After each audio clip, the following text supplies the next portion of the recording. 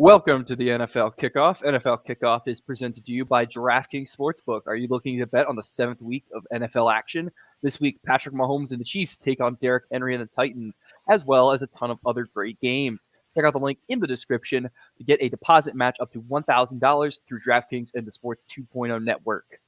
Hey, everybody, I'm Tom Zwiller, my co-host Tony Ametti, in with you on a Friday afternoon. We had a great game of Thursday Night Football last night.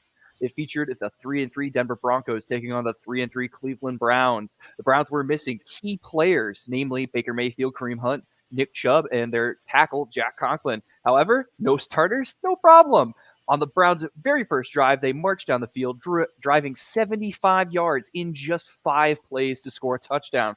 That touchdown would be the only one of the first half, as the Browns would jump out to a 10-0 lead and would go on to win the game 17-14. Case Keenum, the Browns' backup quarterback, had a great night as a starter. He went 21 of 33 attempts for 199 yards, a touchdown, and no interceptions, and only 1 sack for 5 yards. Of course, a lot of credit went to D'Ernest Johnson, who had an outstanding performance, racking up 146 rushing yards and 22 receiving yards and a rushing touchdown. He had a really good night. It was legitimately generational. Tony, what did you think of the Browns now that they're 4-3? Do you like their playoff odds?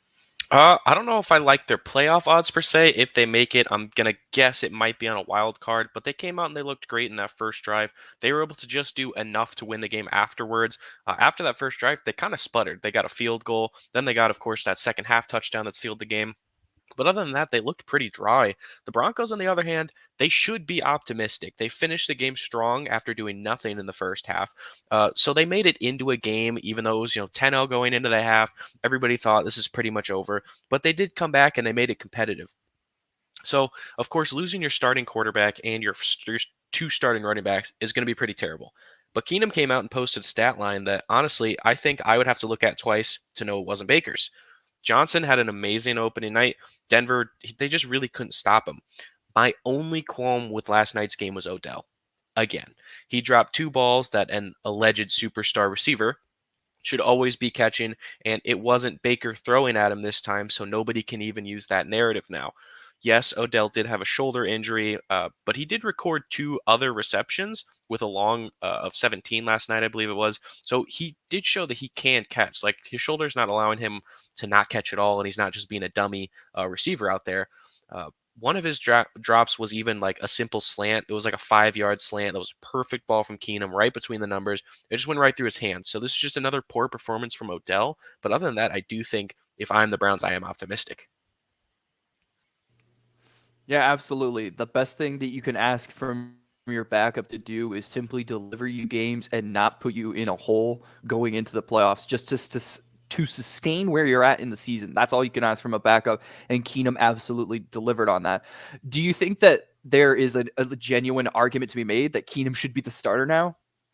I don't know if we should go off of one game. I get the Broncos defense is a very solid defense, so it is significantly more impressive that Keenum did this. Other than if it was if it was the Jets, I wouldn't be having this reaction. But it was the Broncos, and they've showed that they are a solid defense. So I do think that it was a very strong performance. I would like to see maybe 2 or 3 weeks of sustained success like this. And I also do think that Keenum was able to do so well because Johnson was doing so well, which allowed Keenum to do well, which allowed Johnson to do well. So it was really like a perfect storm for both of them to do well because the Broncos defense just kind of looked like they were on their heels all night. They didn't know what was coming next. They couldn't really prepare for it. I don't think they expected either guy to actually be good. And then the guys actually ended up being good. And it seemed like it just took them all by surprise. They had no clue what was going on. So I do think that looking forward, now teams are like, okay, this D'Ernest Johnson guy, he knows what he's doing. Case Keenum has shown he knows what he's doing. So I think teams are going to start to game plan for them more a little bit better, which might force them to kind of statistically drop back a little bit. So I guess we're just going to have to see how far back they regress once teams really start taking them seriously. And then from there, we can see, is Baker going to be better or Keenum? No, absolutely. I think that's a really good point, actually. It's like you could kind of see how the Broncos came into the game thinking they could play it. They came in really aggressive. They were blitzing aggressively.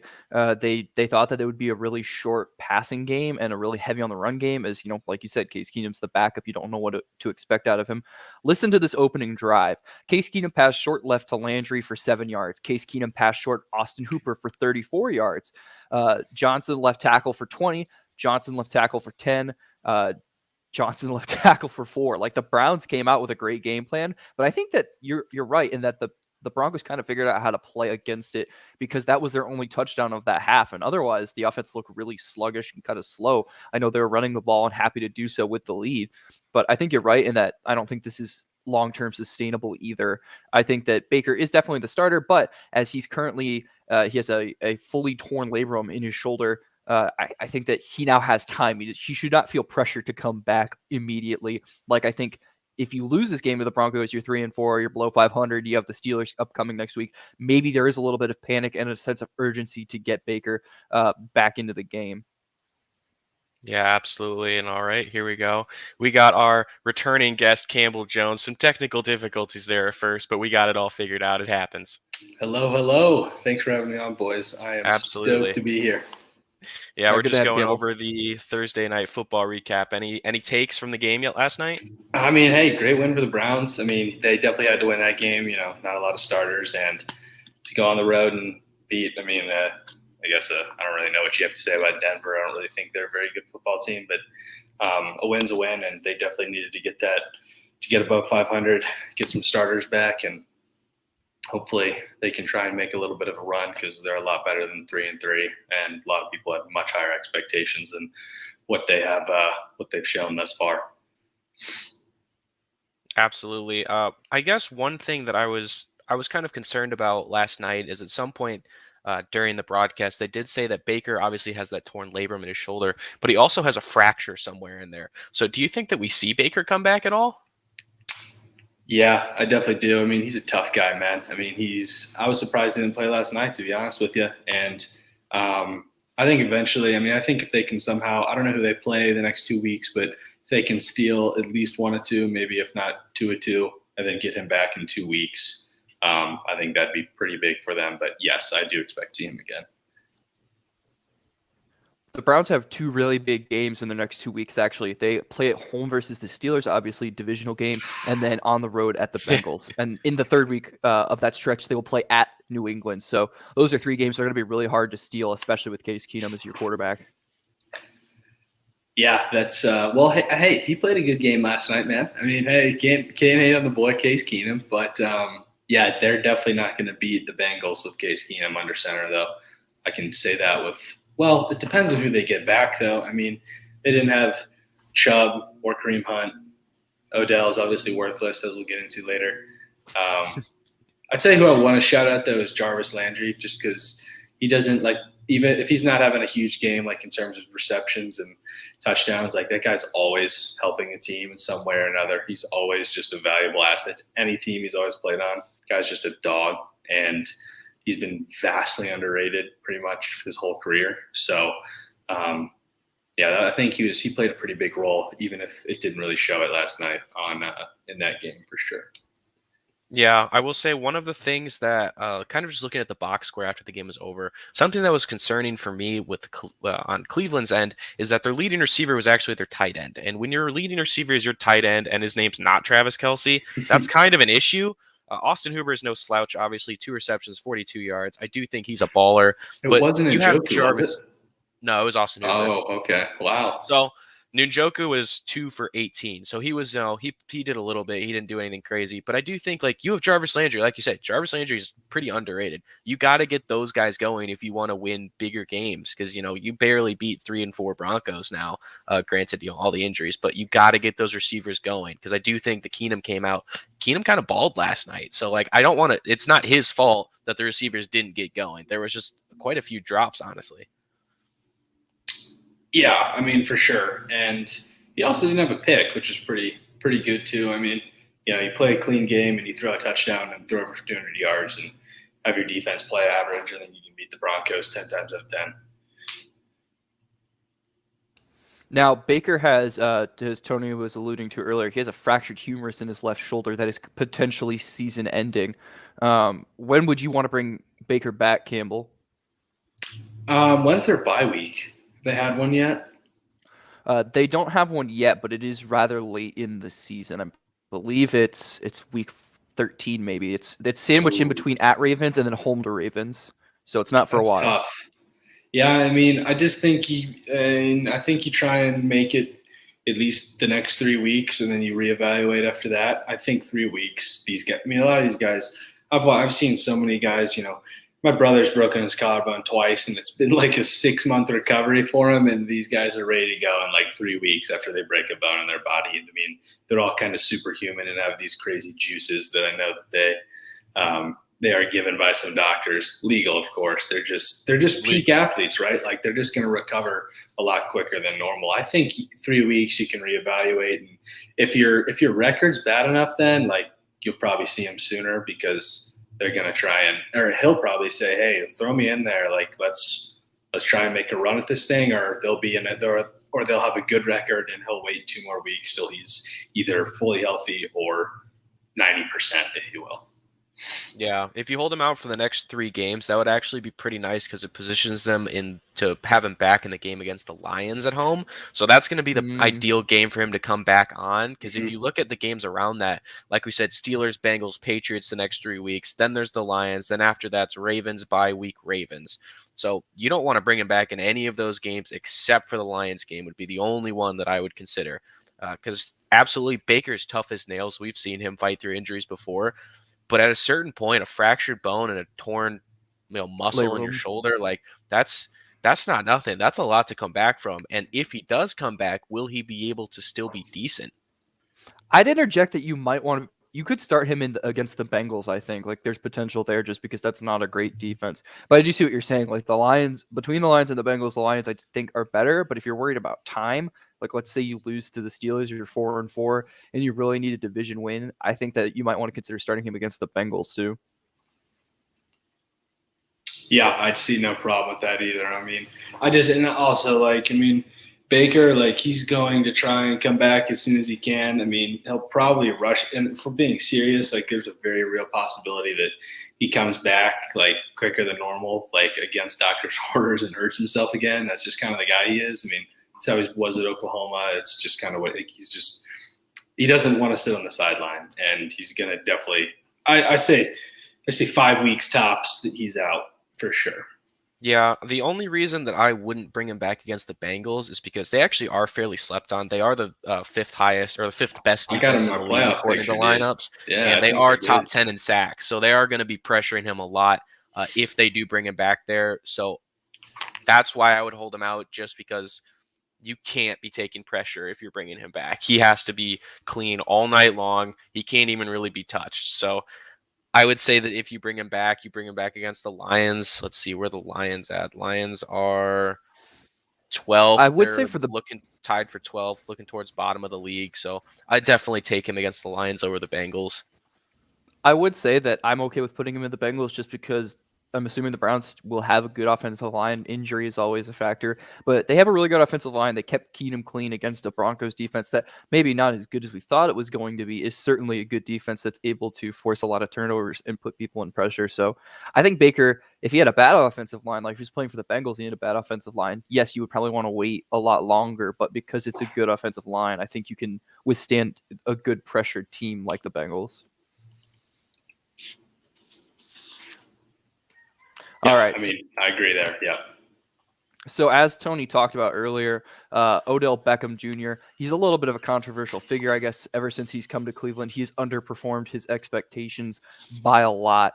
But apparently a lot of people are talking about Odell in trade rumors specifically because of his declining performance in Cleveland, attributing it to a lack of chemistry with Baker Mayfield. I know Tony doesn't really buy that, and I think he's right after seeing Case Keenum last week. He's simply just not as good as people thought he was going to be coming from New York. He's on the decline, but people want to trade him. So, Tony, where do you think a potential landing spot for Odell is?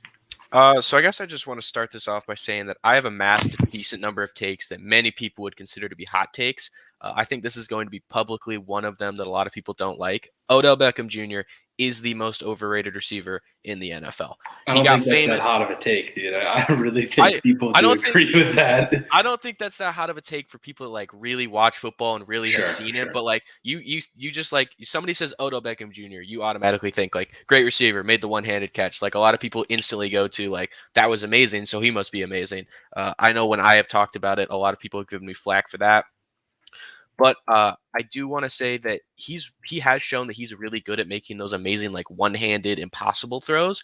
But you put a ball like right between the numbers for him, he's gonna drop it like 8 times out of 10. It seems like he's just been absolutely terrible.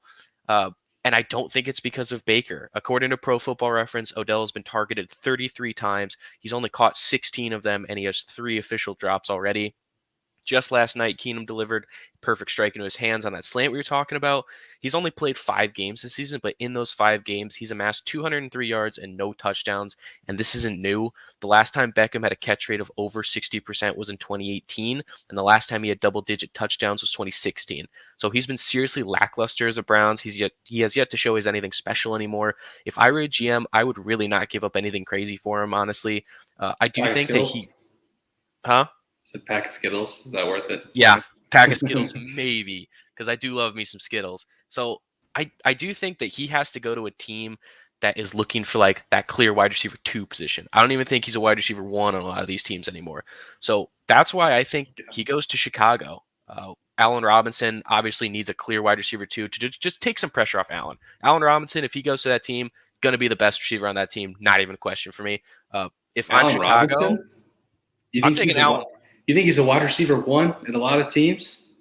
Oh, yeah. Allen Robinson Really? is hyper underrated, dude. He balls, but nobody knows because, I mean, I can see it. I was just about to say, like, I think Allen Robinson, if he went to a really good team, I think he would be better as a wide receiver too somewhere. He just hasn't had like quarterbacks, but he's honestly been, if you look at his stats, he's like top 5 in a lot of major categories. He just doesn't ever get the recognition for it. So I do think that he's kind of balling out.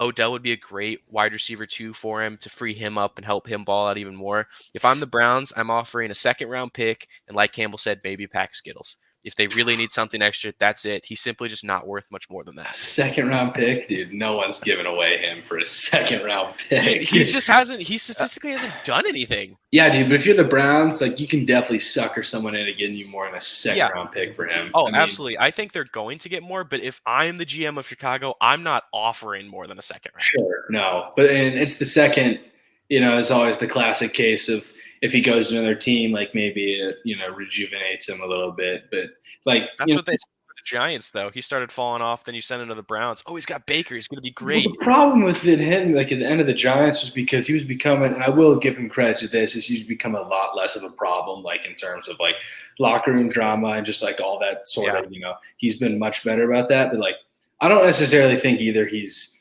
like overrated anymore as he more just kind of is washed. Like he's just not.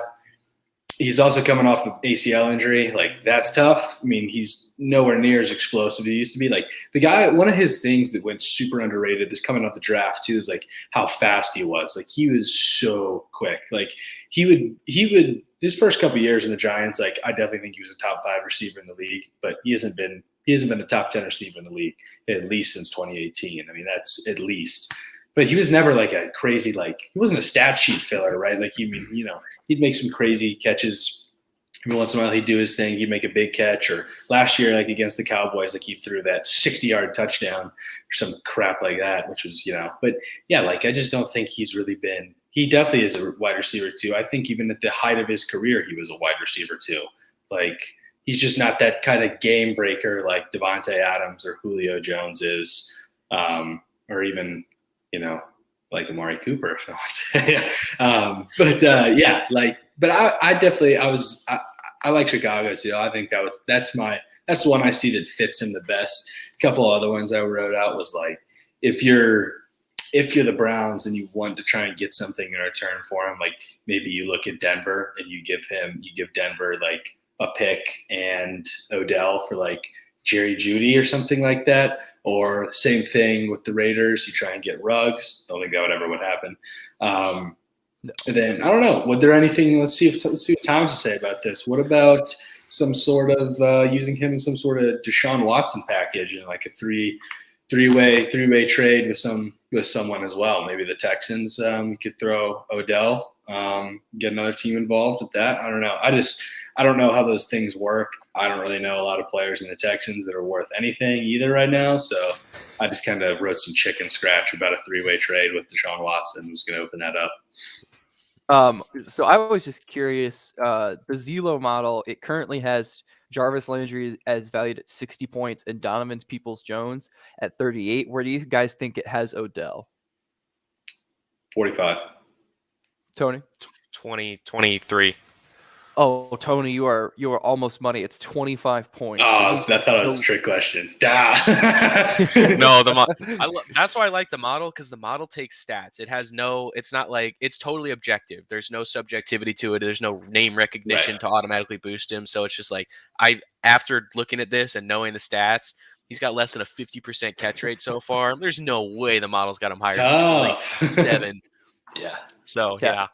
In fact, the model would definitely recommend not surrendering Allen Robinson. Allen Robinson is about, if you were to do like a swap, Allen Robinson is a 31, so he's still more valuable than Odell. Oh yeah, no way. If the Browns wanted to get something for Odell, it would be a first rounder plus Odell. I think the only thing that would even work, but I don't even think they might keep him at this rate. I mean, they probably will keep him.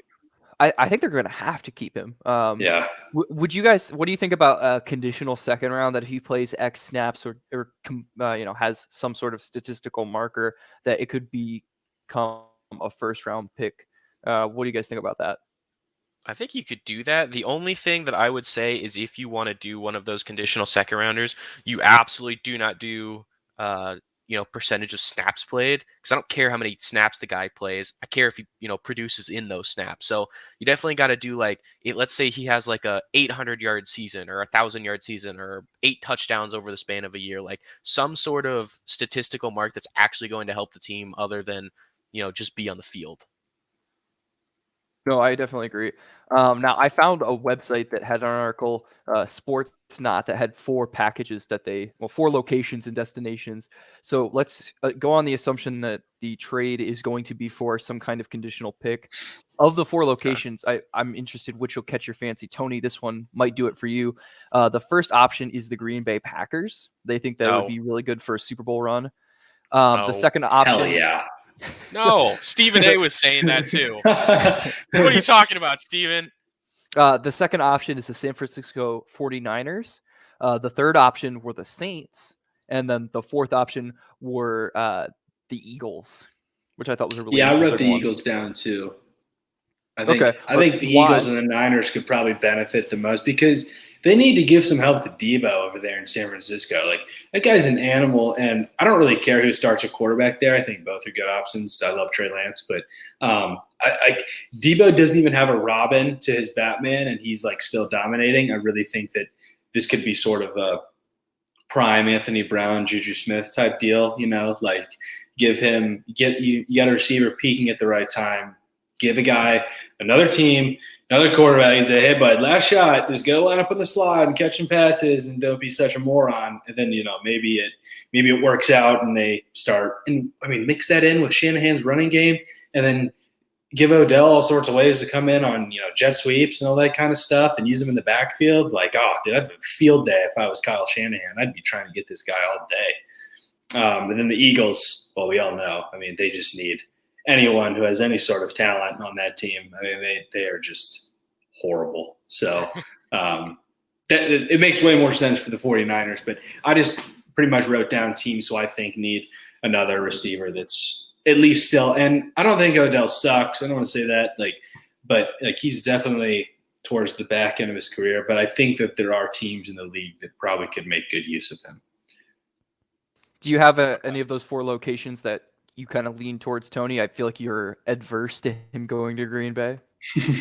Yeah, I saw a thing on ESPN of Stephen A was adamantly saying if the Packers get Odell, they're making a run. And I was like, dude, no, absolutely not. We don't want him.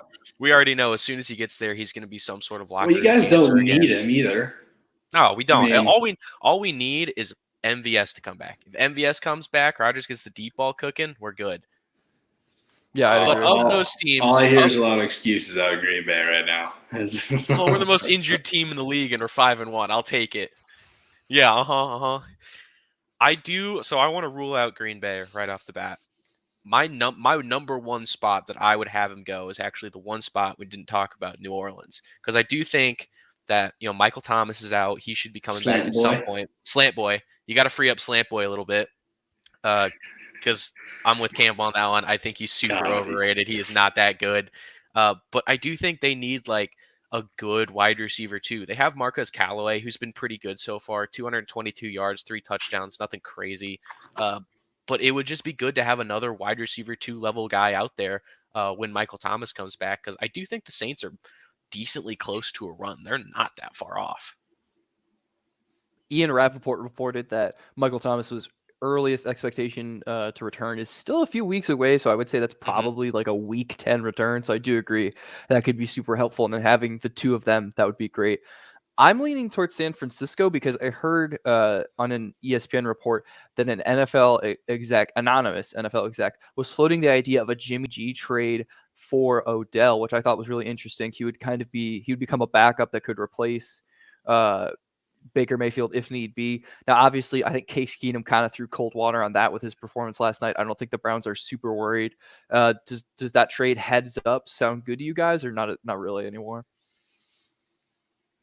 I don't think so. Honestly, I see Jimmy G as being.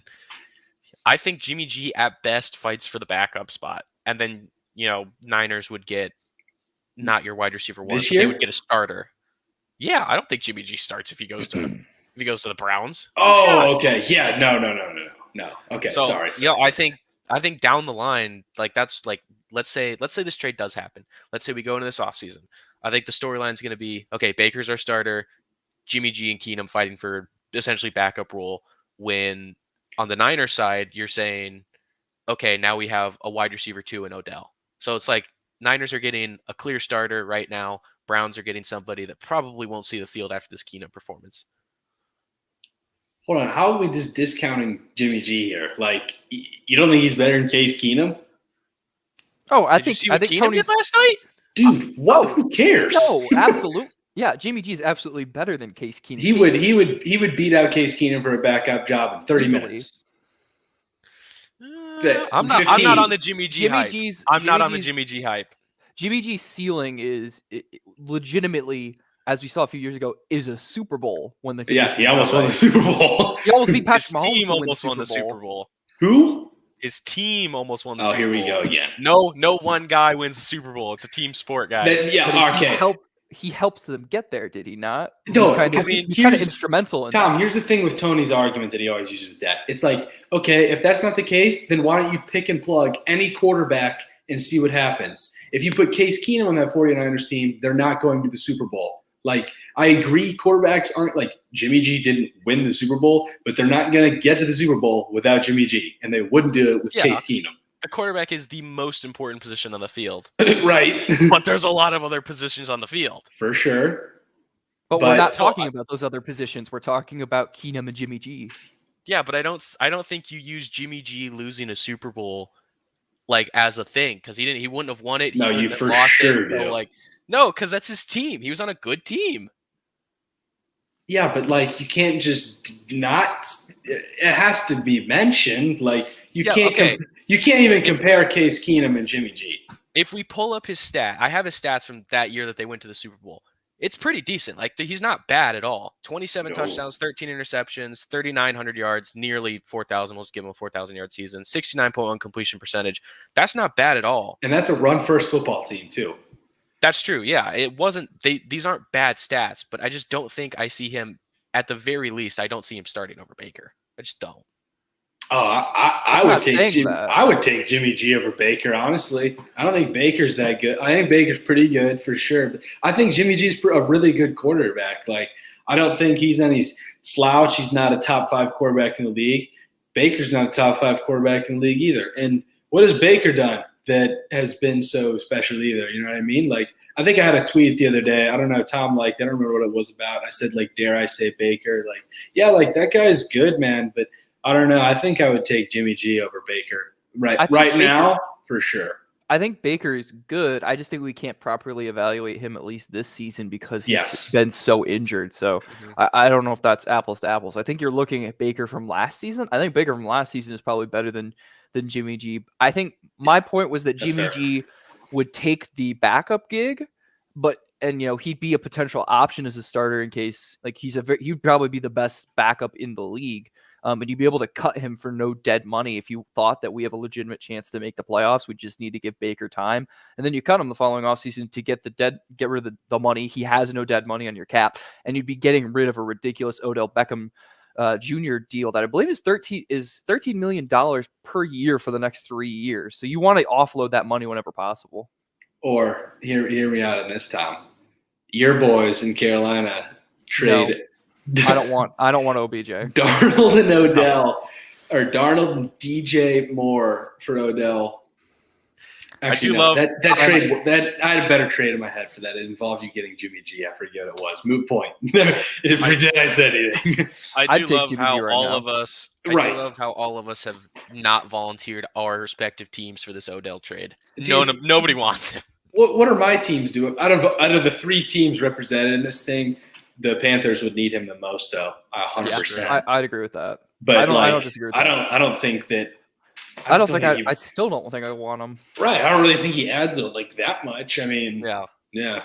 But for sure, Tony. I don't think either of our teams need him at all. No, not at all. He wouldn't start over Noah Brown on the Cowboys. No, the Cowboys definitely. We don't even have our third best. Our wide receiver 2 is hurt still. Of the 3 teams here, the Cowboys don't need him at all. You could make maybe an argument for the Packers. And then as a Panthers fan, I think our most complete position is probably more of wide receiver than anything else. Maybe that's a testament to how incomplete we are offensively. But I don't want OBJ. Well, I just think the Panthers just got to. Yeah, I'm with you, and I mean, I think you guys are deep at receiver. I don't know if there's a whole lot of talent there, but you guys, it's just kind of like a ragtag group of dudes who are just getting the job done. I mean, they're doing the best they can for sure. Yeah, but man, you guys got to get some people to block. Maybe Jets 2.0 out there in Charlotte. I wanted them to take an offensive lineman, but who did they? They took JC, right? Yeah, I mean, JC was good, don't get me wrong. I think we're going to have a fantastic secondary next year. That's neither here nor there, though. I wanted us to take an offensive lineman just because I knew any quarterback we have now or in the future is probably going to die at some point. Just die. They won't have an injury. They will just die in the backfield. That's it. They'll just die. I can see that. It's where a bad offensive line is where careers go to die. And Sam Darnold did not need any help with his career dying. No, he does not. I still love him. He's already seen ghosts. Yeah, I still love him. I'm still rooting for him, but good Lord, get the man an offensive line. That's all. Well, dude, I know it's they're 3-0. Darnold's playing pretty well. All right, this is fun. And I'm yes, finally, I'm right. He's not getting murdered every game. And then all of a sudden, it's he got murdered. He's getting murdered every game. Yeah. It's we're right back to square one. Yeah, with CMC on the IR, both fantasy owners and Carolina Panthers fans are in mourning about the state of their season. And unfortunately, have I told you my grandparents are season ticket holders for the Panthers? Are they? That's awesome. Yeah, I got to definitely. If we didn't live in Indiana, I was thinking. I thought the Cowboys were going to be at home there this year, and I was like, I might have to see if I can go down there. But no. Point is, hopefully one day I'll be able to get you to a football game there. So absolutely, I almost went for the Jets just because of the grudge match. I loved that narrative going into the season. Oh, Charlotte's a beautiful place. It is, truly is. All right, now speaking of beautiful things, one of them, a really beautiful thing, would be a photograph of Charlotte. That is a hand-fisted way of getting us to the next segment, in which we're going to talk about the playoff picture. So going into the offseason, I'm sure everybody had a very different feeling of what the playoffs were going to look like. I'm sure we had a lot of different teams. I know my view of the playoff picture has definitely changed. So we're going to go over playoff pictures through week 6, going into week 7. Tony, why don't you start us off with your AFC playoff picture? We can kind of compare how we look. Okay. So far, this is a very different AFC picture than I think anybody was expecting at the beginning of the year, because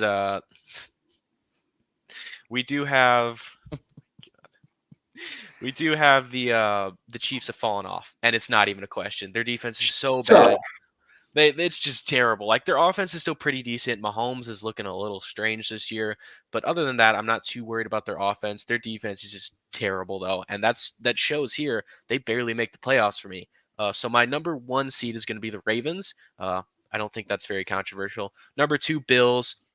3, Chargers. 4, Titans. And then we start to get into these wild cards. I'm actually going to have the Bengals make it in over the Browns. So I'm going to have Bengals 5, Browns 6, Chiefs 7. We all go on AFC first and then NFC? Yeah, AFC first, then NFC. Mm-hmm. Campbell, I know off screen you said that you agreed with Tony. Are there any you disagree with? Yeah, so I actually kind of went back and so is this like what we think is going to be the final playoff picture? It's like not what it is now? Okay, all right, I did that right then. So I got the Ravens going first. I think I got the Chargers at 2. I think they're going to finish out a little better than the Bills. I don't think they're going to be very stoked about what elite passer Lamar did to them last week. So right. Bills at 3. I like the Bengals at 4. I do. I think the Titans are pretty much running off of pure luck. I have literally no idea. I mean, they stole a game on Monday. They committed a crime for sure. I like the Bengals at 4. I think you're going to end up jumping the Titans. So their Titans are at 5. Browns are going to just be battling, hanging in there. Just depends what happens in the injuries. I like them at 6. And then I think the Chiefs will somehow find a way to make it. I mean, Mahomes isn't going to miss the playoffs. I like the Chiefs at 7. Okay, yeah, that's really interesting. So I had the Bills first because they have the easiest remaining strength of schedule left in the entirety of the NFL. Besides already being off at a pretty good start at 4-2, I think I agree with Campbell. They probably should be.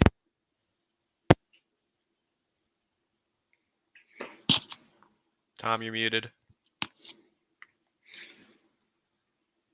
Muted. Not good, Tom. I thought it was I don't me know for what's a going second. on. Your audio just cut out.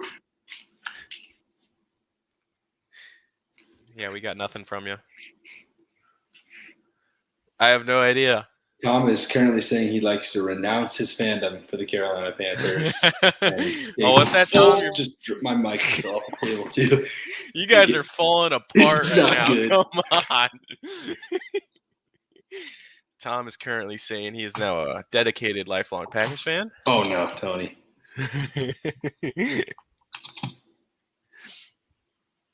Oh, there goes the mic. All right, I'm going to turn my camera off so I don't look like an idiot doing this. Okay.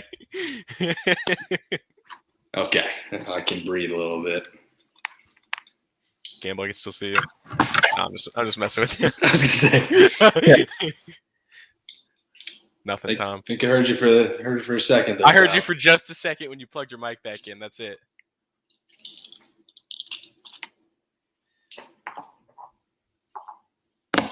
Tony, did you see the text I sent? How can people watch this? Like, can I send someone a link?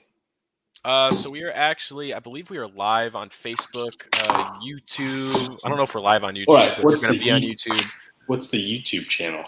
The YouTube channel is going to be the Sports 2.0 Network. If you just go in and search that, we posted a bunch of different videos because we do not just NFL, baseball, all that stuff. But if you go over to like playlists, we have our own playlist of videos. So we do have that. That'll be in there. We're on Twitch, Twitter, Facebook again. So we are on quite a few platforms right now. But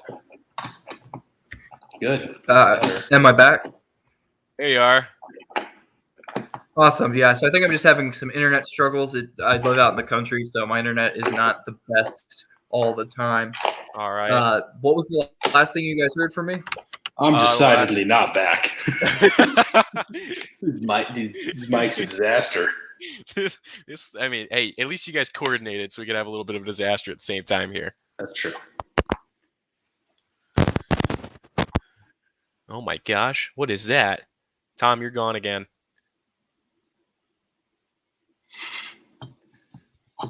I don't know why, dude. I got nothing. Yeah, I got nothing from Thomas either.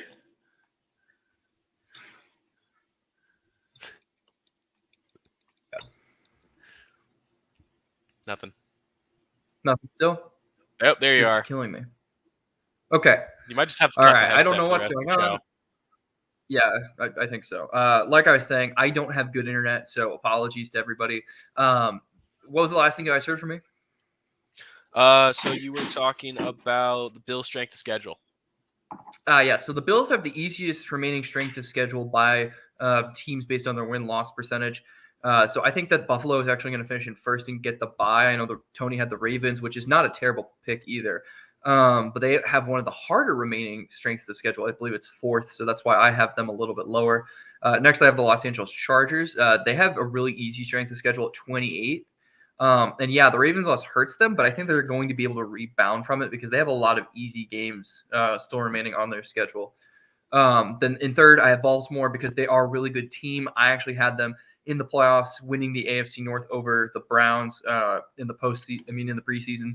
But I just think that the strength of schedule is really going to hurt them. They're going to drop a game or two, and if you want to be, in the race for the 1 seed, you have to win every game. And I just don't know if they're going to be able to do that. In fourth, I have the Tennessee Titans. I think that they're the worst of the division winners, and obviously those division winners get the top 4 seeds. They have the 31st strength of schedule, but their defense is just a huge problem for me. If the Jets can win because your defense is so bad, then your defense is really, really bad. And then fifth, I have the Kansas City Chiefs, just because I don't think it feels wrong to me to have the Kansas City Chiefs either at the 7th seed or missing the playoffs entirely. And I just want to state for the record, I think it would be hilarious for a division champion to have the Chiefs come into their building for the first game. Like, genuinely think about it. You work hard all season long to try to win your division, so you have a home game, and who walks in? It's the Chiefs. In 6th, I have the Cleveland Browns, and then in 7th, I have the Cincinnati Bengals. I do like this, like the list that we all have, because it's like they're the same teams, just in slightly different orders, which on quite a few of mine when I was making mine, like, for example, the Ravens I have at number 1, that was like a toss-up. Like, do I put the Bills at number 1? Do I put the Ravens at number 1? I think go either way. I think Chargers could be 2, could be 3. Titans were the only ones that I was like, this might be a bit of a stretch at 4 because I don't like their defense. And then other than that, it's pretty much just we all have the same teams in different rankings, but I'm fine with all the rankings. Like, they're all going to be good as long as we have the same teams. Now, I do want to throw out the models ranking because I think it's interesting and it's going to be controversial for sure. So it has the Ravens, then the Titans, the Bills, then the Raiders, then the Chargers, Browns, and Bengals. It's completely. Yeah, I kind of forgot about the Raiders. They could for sure make the playoffs. Now, what do you think about having the Bengals over the Chiefs, Tony? Having the Bengals over the Chiefs? No, the Chiefs miss. The Chiefs hell miss no. completely. Oh, wait, what? Yeah. Like Bengals at 7? Bengals at 7, yes. Yeah, I could see that. Yeah. I mean, I don't hate that take. I think I don't know if it's the most likely take in the world, but I don't hate it. I don't buy the Raiders because I think Tony has said it before. The Raiders are kind of like the Russell Wilson of the AFC. They start really hot, they look really good, and then they inevitably fall off somewhere. Do we have 30 seconds to talk about how dumb Russell Wilson's thing was Sunday night? Oh my gosh! Oh, breaking the fake huddle huddle on the field. like, there we go. What are you, dude? He's so corny. He really is, man. I mean, hey, just but he balls though. It works. I mean, for him. yeah, dude, but like he's just such a attention magnet.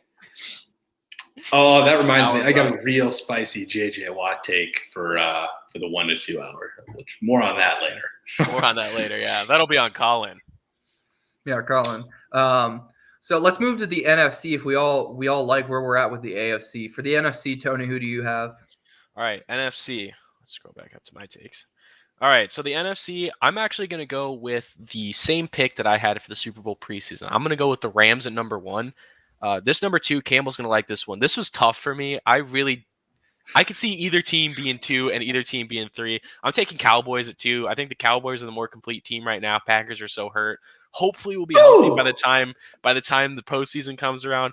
If we're healthy and we're clicking again, I do think Green Bay jumps Cowboys, but it's going to be close, which means I have Green Bay at 3. I actually have Tampa Bay at 4. I do think they win the division, of course, but I don't think they're quite as strong as they were. Now, granted, last year we did see them. They weren't like the most dominant team in the world in like the regular season. They turned up in the postseason though, so I do think that we're going to see a little bit of that when they make it to the postseason this year. 5, I have Arizona. I don't see them maintaining this undefeated streak over the Rams. I just think the Rams are too good and are going to be consistent enough to bring it back. 6, New Orleans, 7, Niners. All right, yeah. So that's pretty solid. Definitely can get behind all that. But here's mine. This will come as no surprise to anyone, but I do believe that the NFC will run through Dallas come playoff time. I do believe we'll finish as the 1 seed, just because and honestly, I'm not a big schedule guy in the NFL. But the Cowboys' schedule really isn't going to be that hard until the end of the year. We're going to have a pretty padded record when it comes time for us to play our tougher opponents at the end of the year. But I really think that, yes, I'm a homer. Yes, I'm a Cowboys fan. But we got a good squad finally, and I think we can beat anyone we play. So I got Dallas first. I got Arizona 2. Got the Rams at 3. Got the Packers 4th. I just think the NFC is so tight. 4th, anyone up to – then I got the Buccaneers at 5. 1 through 5, any single one of those teams can go to the Super Bowl 100%. And then so 5, that rounds out kind of those top 5 teams right there. Just they're all – I think 1 through 5 – it should essentially be – 1A through E. It's loaded. So, and then 6, I got the Niners. And then 7, I like the Saints. Just don't really think there's anyone really past the Saints. I don't really think the Saints are even that good, but I think they'll sneak in there with some Jameis Winston magic. You heard it there first, folks. Wow. I do want to give a quick shout out to Nick in a YouTube comment section over here with the Green Bay Packers #1 comment. Love to see it. Yeah, he will be calling in later from 1 to 2 for sure. Love it. Yeah, yes, sir. He's a big fan of yours, Anthony, as you are the resident Packer fan. Hell yeah. Mm-hmm. Let's keep it going.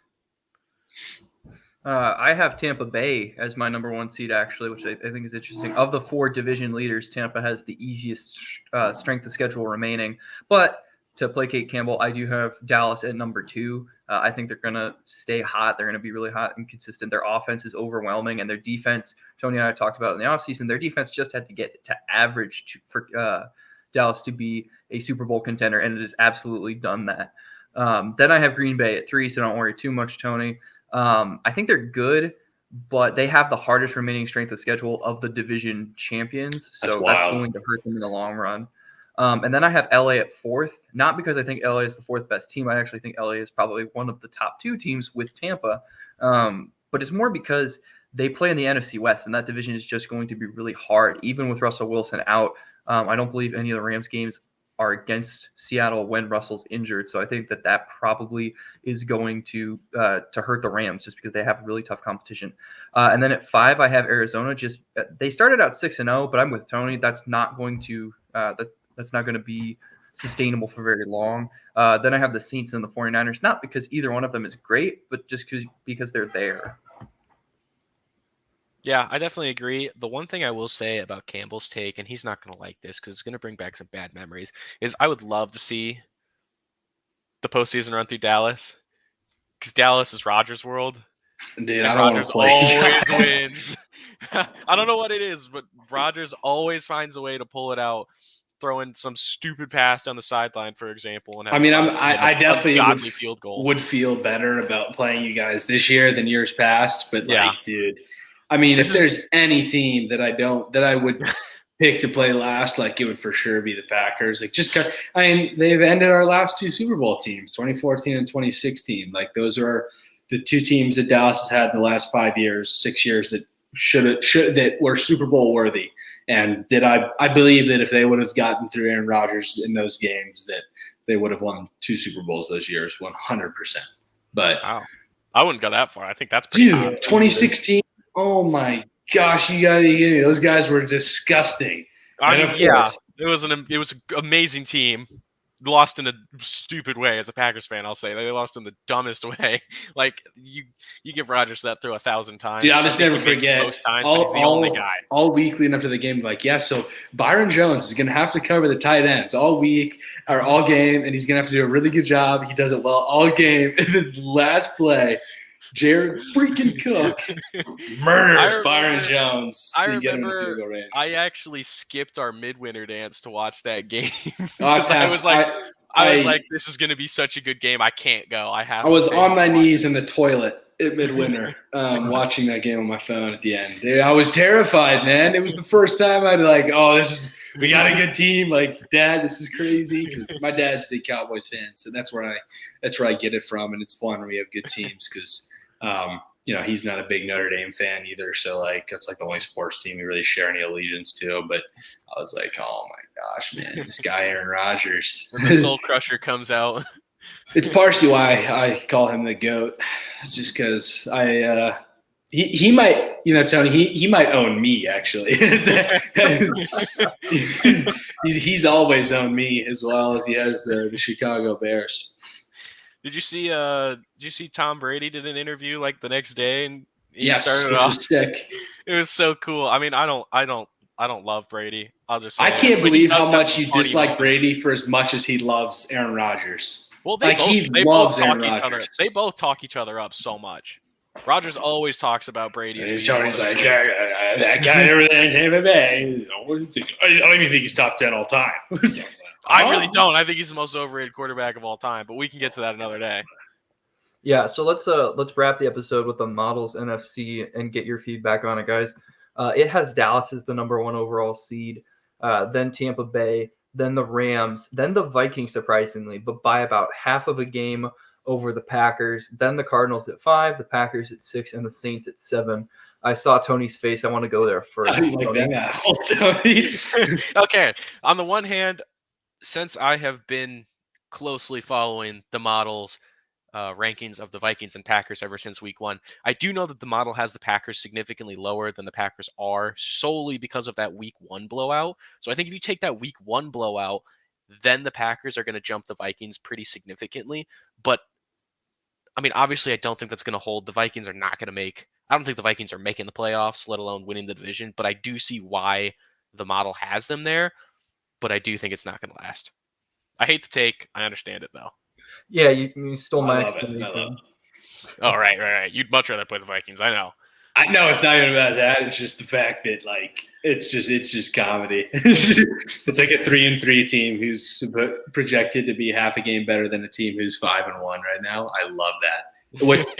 But I'm not gonna lie, dude. Tom's models have never steered me wrong. So I look forward to playing the Minnesota Vikings. Well, like Tony said, there's an explanation, and I'm inclined to think that as we progress, because the Vikings have had a very easy strength of schedule. They've not played good opponents, with the exception of, I would say, the Cardinals probably are the best opponent they've played. So I think that they benefited from playing easy teams. They have the toughest remaining strength of schedule, so they're gonna drop within the next week or two, and the Packers are going to ascend and take their spot easily. Because again, it's half a game with the Packers being sandbagged by that week 1 performance against the Saints. Yeah, we'll come back. We'll keep getting healthier too. Keep coming back. It'll be fine. We'll be fine. Yeah.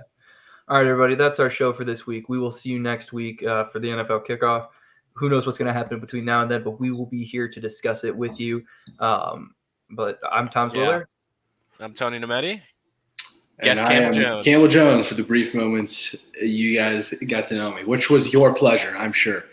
Of course, absolutely. So, yeah, Go ahead. If you guys are following right now, go ahead and jump on over to Callin, the streaming platform, new streaming app. We're going to be on there for the 1 to 2 show, probably 1 to 3 show. All right. See you, everybody. Later, guys. Deuces.